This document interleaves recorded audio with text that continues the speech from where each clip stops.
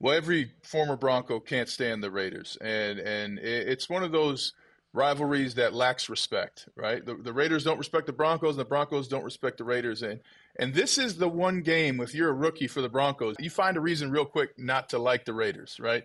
For me, it was my first start ever on Monday Night Football, and my teammate knocked me over in pregame warmups because he was too excited.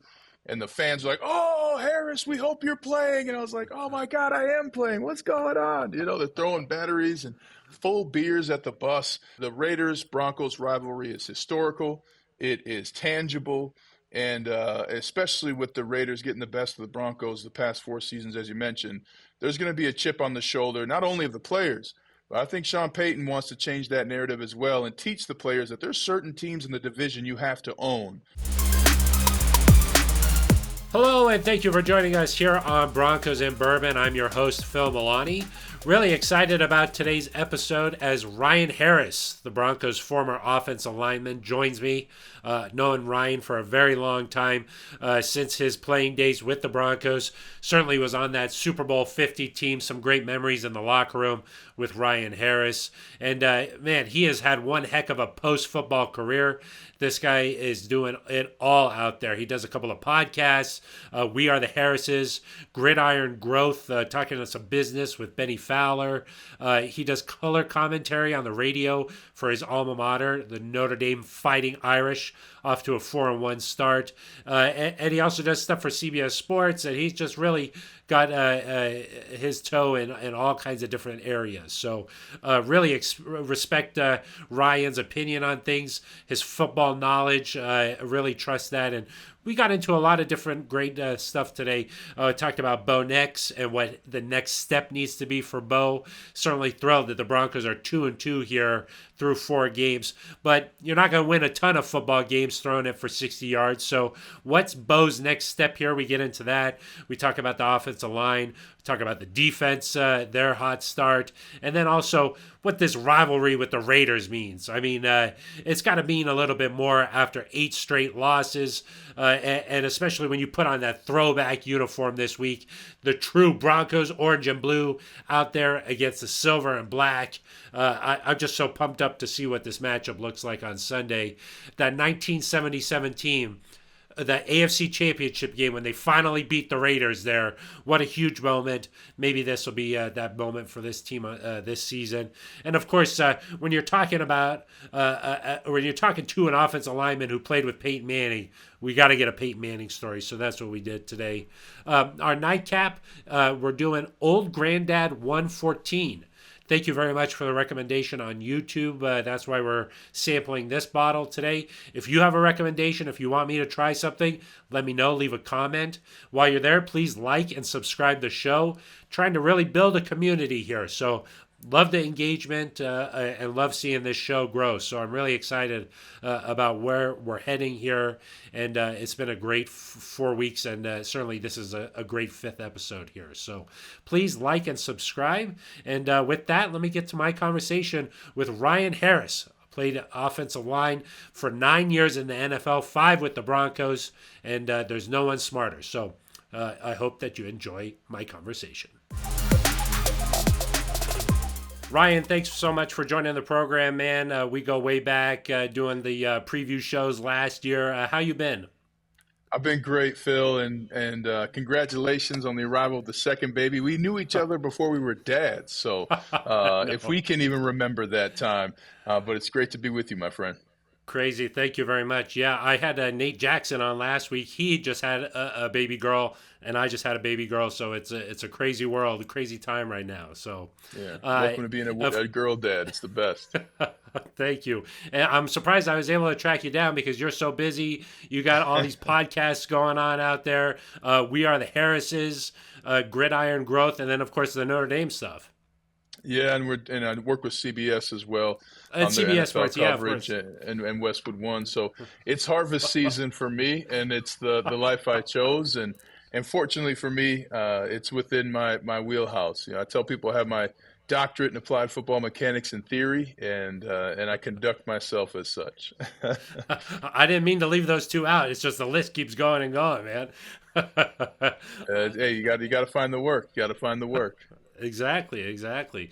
Let's dive into this Broncos team a little bit here. Sitting at 2-2, it hasn't always been pretty, but hey, 2-2 is 2-2. And look, you beat two playoff teams, right? In terms of playoff caliber teams, no question. Tampa Bay went last year, lost in Detroit on the last play interception, but also you had the Jets, who are no doubt, championship contenders. And even just a couple weeks ago, all the conversation was winning a championship. So, of course, you lost to the Seahawks, who were a playoff team last year in their own home. So it's been I think when you look at a whole of the season, the first 4 weeks, if you're the Broncos, what you say is we beat two playoff teams and really played four, provided that the Steelers continue their progression on the way to the playoffs. So you have to feel confident about that, and more importantly, the team is closer than ever before after spending a week in the mountains of West Virginia before that Jets game. Yeah, and they had to deal with all that rain and everything. Of course, hopefully spent some good time bonding there. Just curious what your thoughts are on Bo Nix so far, and what do you think maybe his next step can be? I love the progression of Bo Nix. I think he has really improved at different things with each new opportunity to start. And even against the Jets, at one point having a negative yards for passing stat. No quarterback wants that. But what many people lose in that stat is he came back and he won the game, right? Maybe it wasn't pretty, but there are no ugly W's, no ugly waffles, wins, wives. You go through the list. There are no ugly W's. So the character to push through failure is equally as important as production. And you still consider this is Bo Nix's first four starts. Phil, you and I's first four broadcasts were not our best, even if we felt good about them at the time. So the progression of Bo Nix, while having a stout defense to help reinforce some of the wins that they've gotten, the two wins they've gotten through some of the mistakes on the offense, has been tremendous to see and is encouragement for every fan in Broncos country.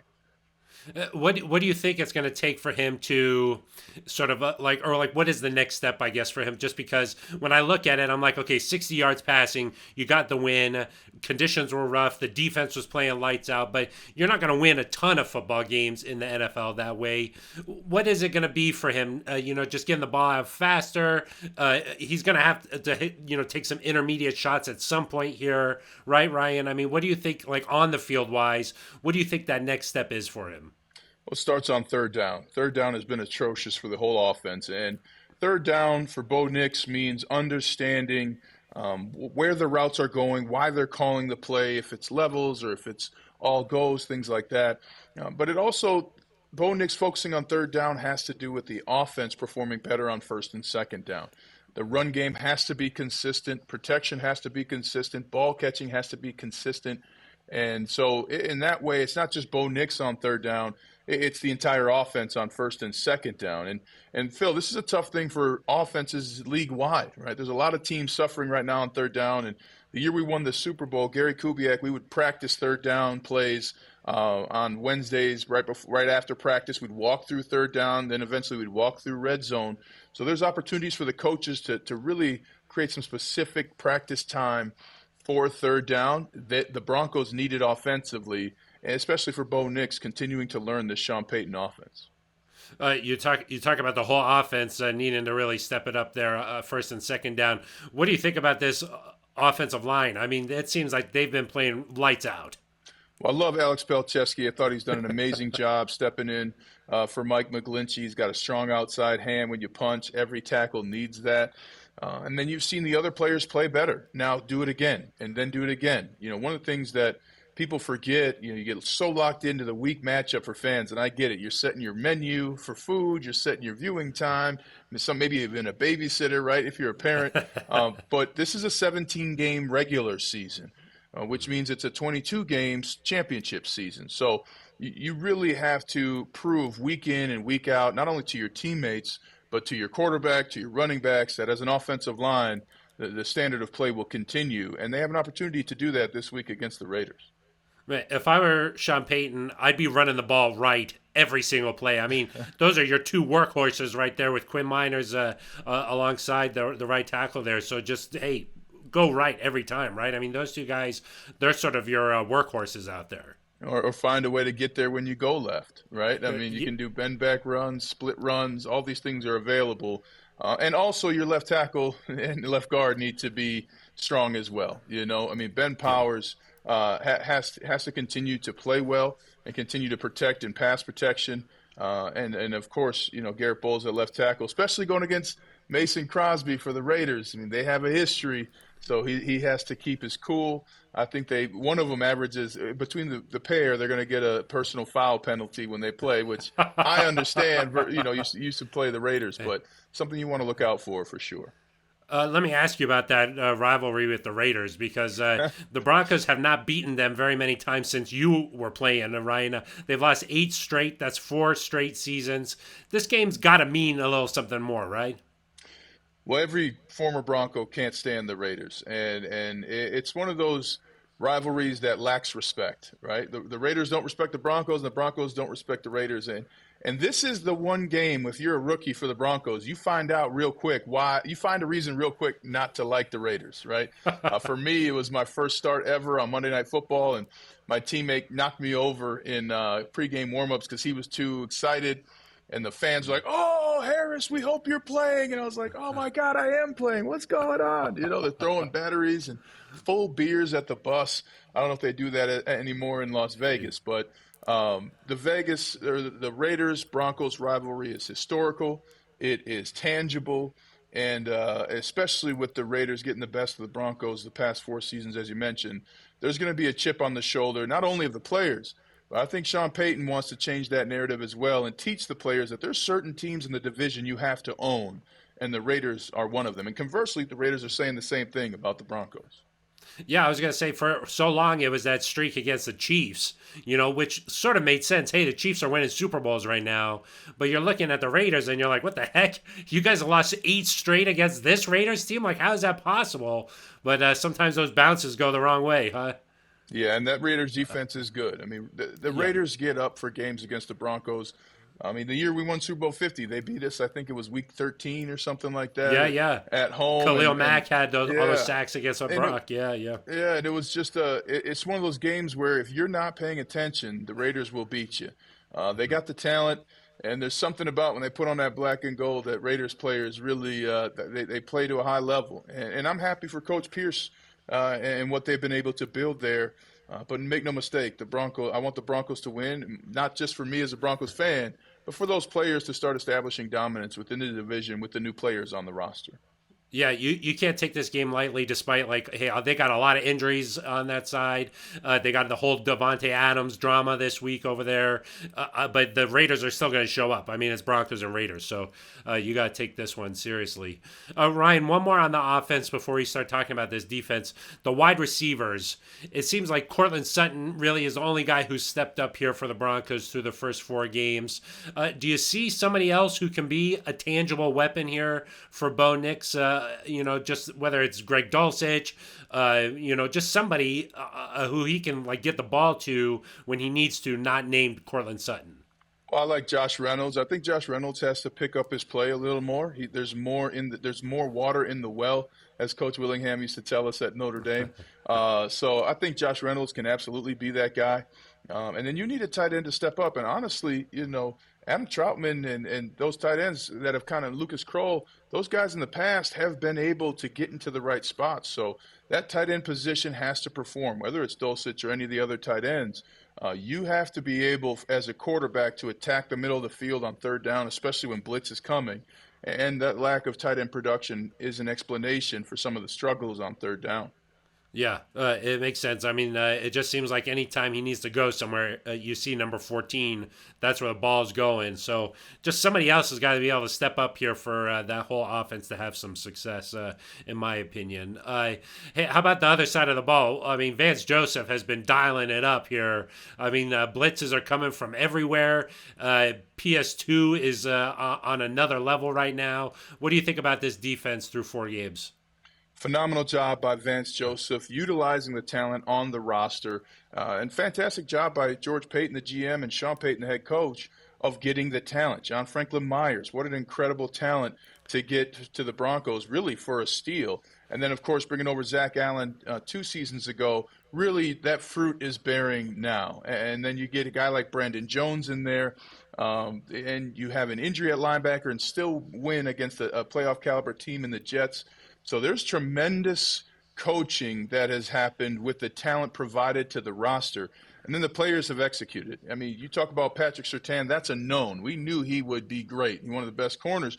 But I look at the sack by P.J. Locke in the second to last drive of the Jets, coming off the edge in a really disguised way and getting to the quarterback. I mean, P.J. Locke's a young player. To be able to make a play that big, that early in the season points to great coaching by the coaches as well as great listening by P.J. Locke and the other players in the meetings. And then you've got, of course, Riley Moss coming along strong. I'm rooting for him. I think everybody is. So that defense of the Broncos really, when they play well, you get Nick Bonito rushing the passer. It's a tough defense to beat. Yeah, they've dealt with some injuries here. Baron Browning goes down. Alex Singleton goes down. They're still able to find this production. And, yeah, I like what you said there. These guys aren't household names. I mean, the only star on that side of the ball really is Surtain, yet they're still able to find this magic. Ryan, you think it's sustainable? You think this thing's going to last the course of the season? The defense is absolutely sustainable. And one of the things, you mentioned Patrick Surtain. He allows a safety to play inside towards the middle of the field, even though that safety has over-the-top help should Patrick Surtain need to go deep. Or if the ball goes deep. So that's what Patrick Surtain lets you do. It lets you kind of put a baseball shift on towards the offense, and it can really create problems, especially when they're run downs, right? You're making that shift anticipating a pass. Well, if it's a run, you've got everybody in the right position, and everybody has some leeway. So the defense is absolutely sustainable. Offensively, it will not be sustainable to be hovering around 30% for your third down completion percentage. It's not going to be sustainable to lack the kind of touchdown passes that the Sean Payton offenses are known for. But make no mistake, the offense and the coaches know that as well. So the goal in the NFL is to get better every week. The team that wins the Super Bowl is going to be better next week than they are this week. And that's the commitment you have to make to your craft individually and then to your teammates as a player. Yeah, it's interesting, just hearing from the fan base here and there. It's like some people love what Bo Nix has been able to do these first 4 games, and then other people are like, hey, we got to step it up somewhere. This isn't going to cut it. So it's a weird mix right now, and it feels like, though, you just got to say, hey, this kid's learning. He's getting better every single week, and it's not always going to be a blowout in the NFL. Those are rare. So any kind of win, you just take it and move on and keep stacking them, right? Stack those chips. You got to stack the wins. Ryan, I'm curious, before we move on here to our rapid fire, you got any good Peyton Manning huddle stories that you could share with us? Just something from him in the huddle there that, after being away from the game for a few years here, you still remember those and you're like, that's special. Yeah, I cannot say enough about the leadership and the player and the teammate that Peyton Manning was and still is. I mean, he is really a teammate and still a captain to us on the Super Bowl 50 squad. Of the many stories I could tell, my favorite to illustrate to people what it takes to win. We were in Cleveland the year we won the Super Bowl. This is early in the season, and it was a crazy game. We were tied. I think it was like either 28-28 or 30. Anyways, we had to go to overtime. But in the game, Peyton Manning, I think he either threw a pick six. I think he threw a pick six, and then the very next play, right? So then the kickoff happens. We go in. He's in the huddle, and you wouldn't have thought that he made an interception, right? Or he just threw one. He was beyond it. So he gets in the huddle and he goes, "Hey guys, here we go. 22 scat. Emmanuel, if you're man to man, I'm throwing it to you for a touchdown." And sure enough, said hut, and then I'm blocking, and I hear Peyton, touchdown, Emmanuel Sanders. And so I tell people all the time, to be your best, you do not have to be perfect. You have to be willing. And in the moment of failure, you have to find a process to address it, let it go, and move forward. And for me, that was focusing on the technique of the next play. And I think that play I just described really illustrates why, Peyton Manning's a Hall of Famer. There are going to be mistakes. The great ones understand that and then move forward to win the game. And they never for a second entertain the thought of losing. It's something phenomenal, and it's something that I hope everybody in their own profession gets to encounter a leader, as I did in Peyton Manning. But one of the best teammates, leaders, players I ever played with, and I'm lucky to say so. That's awesome. I love that. I love hearing that. Okay, here's this segment. It's called Phil's Five. Okay, Phil's Five. I think you might have just answered this, but your favorite teammate, favorite guy you ever played with? Ooh, that's tough. Chris Cooper, Ryan Clady, Alex Smith, Jamal Charles, Lou Vasquez, Evan Mathis. I can't pick just one. Fortunate enough to play in the NFL for 10 years, and I've had phenomenal teammates. Matt Paradis says hello. I just great teammates, and honestly, that's the thing that gets you through during the regular season is having teammates either joke with you or push you or challenge you or play checkers or play Connect Four with you. So I was just so fortunate to have great teammates: Jordan Norwood, Peyton Manning, Brock Osweiler. Everybody on that Super Bowl 50 team. That team was close, unlike any other team I ever played on. But Ramon Foster, Marquise Pouncey, I mean, these guys, I got great teammates for days. When you do a lot of winning like you did, you're playing with some special guys, I guess. That's probably true. Best opponent you ever faced? I hate giving credit to defense, but I'd say Tamba Ali and Dante Hightower. Tamba Ali was the first player in the NFL to teach me that it's chess, not checkers. And it was my first start against him. I went out. I kind of had a shorter, quicker set at times, and especially on the first third down, I really wanted to go hit that guy and disrupt him. And so the first third down against the Chiefs when I was playing Tamba Ali, I went out there to hit him. He took a step up field and clubbed me inside, and I literally was flying in the air like, oh, no! It was just – and I was like, oh, my God. He was watching me when he was watching film. He wasn't like he was preparing to beat me, and I was just like, "Whoa, this is a whole nother level, right?" So now, especially if you're winning a game, can I put something in the game that's going to throw somebody off when they're keying up on me? So the great opponents teach you the level that you have to play at to win. And then Dante Hightower, I mean, this is a guy, Phil. I don't know if we're going to fight when we see each other or hug each other and cry. I mean, there were some soul-crushing battles and some life-changing hits that we placed on each other. I like to believe I got the best of him, and I will tell him that at any point in time. And he's a player. He's an opponent that made me a better player. And I hate to tell him that. I'd hate to admit it in person, but that's the unspoken benefit of playing at an elite level in the NFL. I played countless games against Dante Hightower. And the physicality, the words exchange. I mean, those are things that, thank God they didn't have a mic on me because I wouldn't be able to explain that to my children. But it was part of the best parts of my career were battling against Tamba Ali and Dante Hightower. And Tamba Ali is a friend of mine, but I've yet to meet Dante Hightower outside of football. Okay. See, there you go. Yeah, no love lost on the field for sure. You got a favorite play, like a play that sticks out that you're like, that was special? The Super Bowl 50 season, we were the first team to beat the Patriots twice in the same season. And the first time we did it in overtime. And I'll never forget one of my favorite plays. There was 19 truck. I was a left tackle, and what that is the receivers block down and the tackle pulls around to the alley. And we got onto the field. We had an audible, and then we changed it to 19 truck. It was 18 truck alert 19, and then the Patriots called the timeout. Then we went back on the field. They were in the same defense, which is highly irregular against a Bill Belichick defense. So we audibled again from 18 to 19. And then when we pulled, it was like everything happened the right way. The Patriots blitzed to the weak side, so the receivers wiped them down.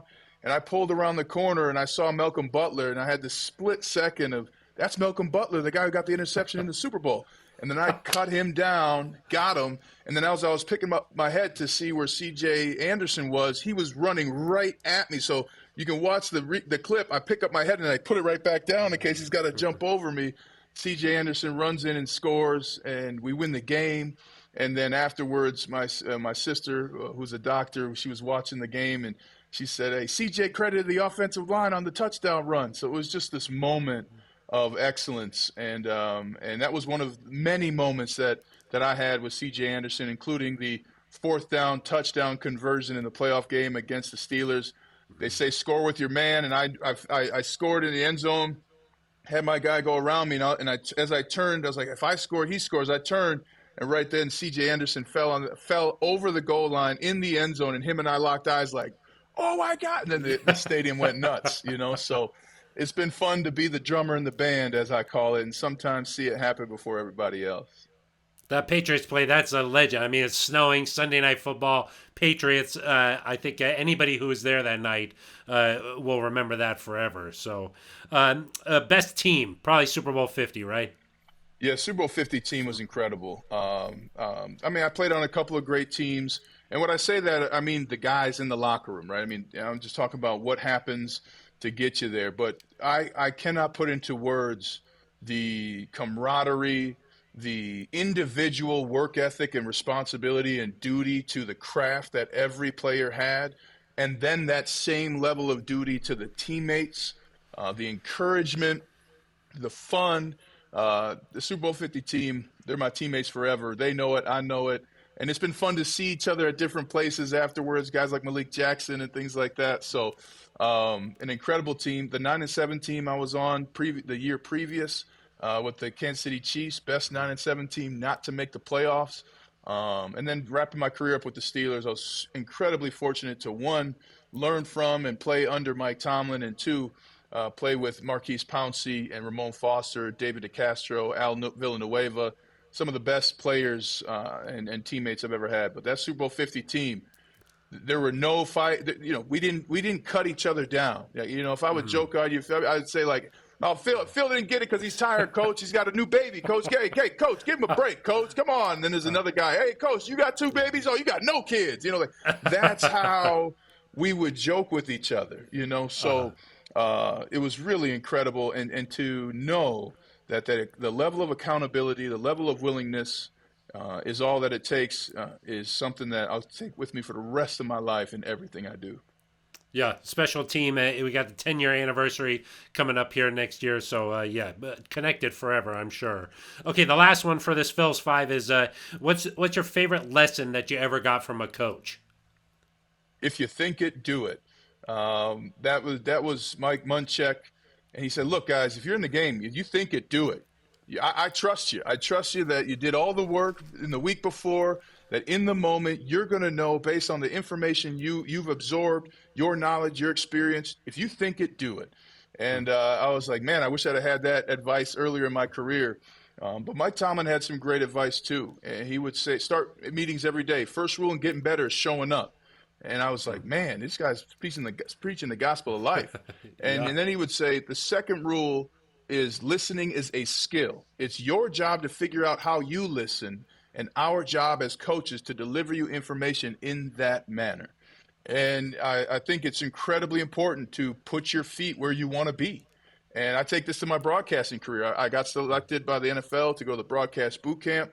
At the boot camp, they say, go to your alma mater. Well, it just turned out, I didn't even look, but Notre Dame's spring game was that weekend after the Friday. So canceled my flight, rented a car, drove to Notre Dame, and that turned into my first gig that then later turned into the radio color analyst position at Notre Dame. So you got to put your feet where you want to be. If you want to be a New York stockbroker, go put your feet on Wall Street. If you want to be a world-class surfer, go put your feet on the beach. Showing up is the biggest part of success.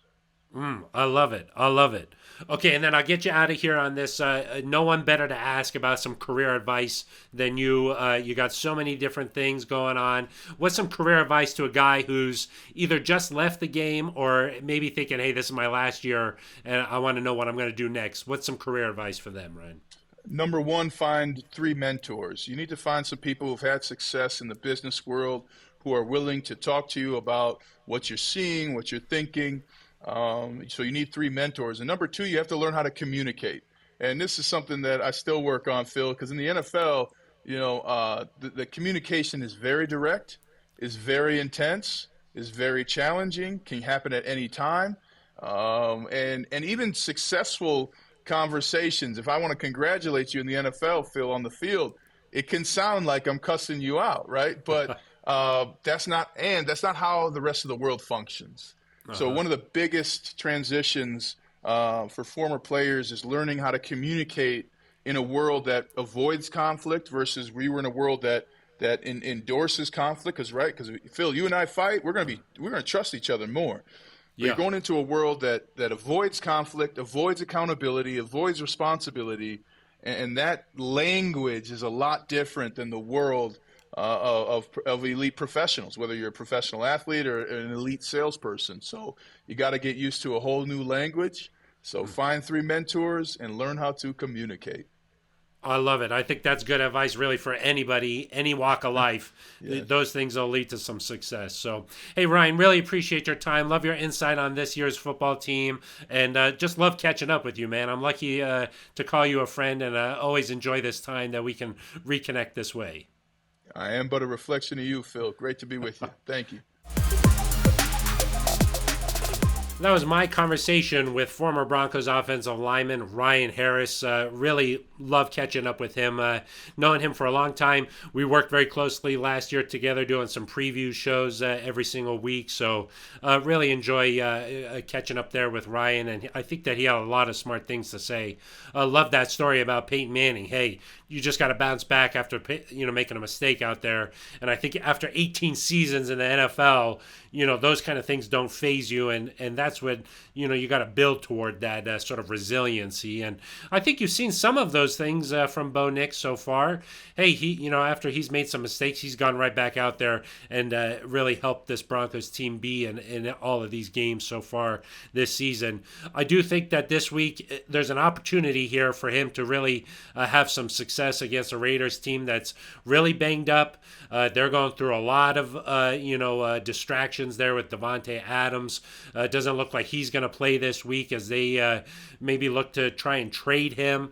There's just a lot up in the air right now with this Raiders team, but like Ryan said, that doesn't mean you could take them easily here. I think back a couple of years ago after the whole John Gruden stuff with the Raiders, hey, they come into Denver and you think that they're going to, be distracted. They're not going to be with it. And, of course, they beat the Broncos that day. So cannot take them lightly this week here, even though they have got all the distractions. So I do think that this is a chance, though, for Bo to really show what he's able to do and really take that next step. For me, establish that running game. That's what really won the game against the Jets there in that second half, able to get the running game going. Run it behind your right side of your offensive line, and I think you're going to have some success there. Love some of these Baldy breakdowns. Brian Ballinger just really bringing some great analysis to the offensive line. Do yourself a favor and go check those out. But I think that then that could set up some stuff for Bo, and I look for him to have his best passing day so far. And I look for this defense to have another incredible performance out there. I'm bummed out we're not going to see PS2 go up against Davante Adams. That's always must-see TV, but I think that this defense is going to be able to have that success and maybe try to fluster Gardner Minshew a little bit. I think that's going to be key. But, hey, look, this Raiders team beat the Ravens on the road. Last week they beat the Browns. They're 2-2. Nobody thought they were going to be here, so you got to take this one seriously. But, hey, it's alumni weekend. You got the throwback uniforms on. No more messing around. It's time to beat the Raiders here. So let's get into the nightcap here. We are sampling Old Granddad 114. Thank you very much for the comment on YouTube to try this bottle out here. I think that what jumps off right away is it's 114 proof. And at this price point, under $30 here, I think you're going to have a hard time finding that high of a proof at this price point. So that jumps out right away. If you look at the bottle here, it's a dark color. So this is a dark caramelly color here. This, of course, from Jim Beam here, Old Granddad 114. There were some rumors out there that maybe they were going to discontinue this, but you could still find it. I easily found it at a local liquor store here. The mash bill, 63% corn, 27% rye, so another high rye percentage here on the mash bill, and then 10% malted barley. So that's a pretty good looking bottle here. Old Granddad, I love the name, and yeah, I think let's try and sample this here from Jim Beam. I'll tell you the nose here. I think you're picking up on a little bit of like a brown sugar, I would say. Maybe a little cinnamon, maybe a little bit of heat here. This week I have let this breathe for a little bit, and because the high rye, I did put in a rock this week. So I did that. And let's go ahead and give it a taste.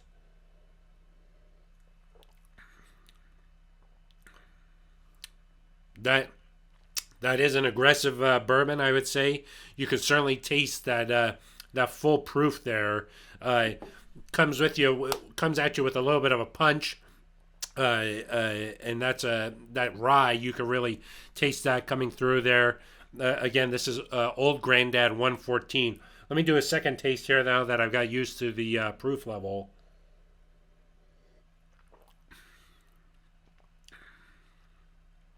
Yeah, that's pretty nice. I like that as sort of an aggressive tasting bourbon. The finish actually has some sort of a caramelly note, I would say, to it. It's definitely full-bodied finish there. It's strong. It's long-lasting. I think that, yeah, that's pretty nice. I would say that you can, a little bit sweet, but also still has that full-bodied taste you can appreciate. So, yeah, this is a heck of a bourbon, I think, to jump in here at this price point with this proof. This is certainly something, if you're interested in getting into bourbon, get yourself one of these. I enjoyed that. This is Old Granddad 114 in my Broncos rocks glass here. I don't know if you can really see that with the light, but that's a Bronco right there. So, yeah, that was good. Yeah, I enjoyed that. All right. Well, that is going to do it for this week's episode. Again, my thanks to Ryan Harris. Known Ryan for a long time. Lucky to call him a friend, and really appreciated his commentary this week. Really enjoyed that Peyton Manning story. I love all Peyton Manning stories. I don't know if you're like that, but anything Peyton Manning related sort of seems like there's a mystique in the air about it, and I love those. I love those stories. So the Broncos 2-2, looking to improve to 3-2. Got the Raiders at home. I really like their chances this week, so we'll have to see what happens. And of course, they're wearing that throwback uniform, so it's going to look awesome watching these two teams line up against each other. So, and again, this week's bourbon review, Old Granddad 114. So that is going to do it for us. If you like the show, please like and subscribe here. Really just trying to build a community here. I love engaging with fans. I comment and respond to a lot of the comments, and really having a great time putting this show together. Please drink responsibly. And once again, I do not get paid to review these bourbons. So if you have one that you'd like to recommend, please leave it in the comments, and I'll try to get my hands on it. So with that, I'm going to say goodbye, and thank you so much for checking us out this week here on Broncos and Bourbon.